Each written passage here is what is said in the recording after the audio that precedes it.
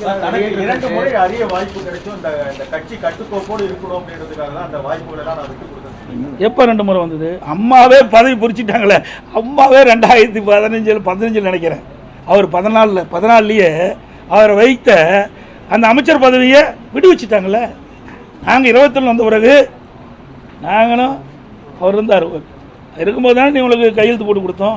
அம்மா இருந்தால் அதுவும் கொடுத்துருக்க மாட்டாங்க. எம்எல்ஏ பதவியே கொடுத்துருக்க மாட்டாங்களே.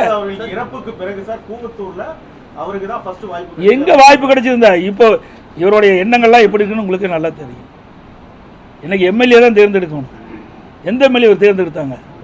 இவரோட எத்தனை பேர் வெளியே போயிருக்கிறாங்க சொல்லுங்க. எங்களோட எத்தனை பேர் இருக்கிறாங்க? ஆக அத்தனையும் ஒரு பொய் செய்திகள். இவர் மாய உலகத்தை மக்களை உருவாக்கி அந்த பகுதியில் ஒரு சிற்றரசு போல நடந்துக்கிட்டு இருந்தார். இன்றைக்கு அந்த பகுதி மக்களுக்கு விடிவு காலம் பிறந்திருக்குது, சுதந்திரம் பெற்றிருக்குது. அதனால தான் அங்கே இருக்கிற நகர செயலாளர், ஒன்றிய செயலாளர்லாம் இன்னைக்கு இனிப்பு வழங்கிட்டு இருக்காருன்னா அவருடைய செயல்பாடு எப்படின்னு பாருங்க.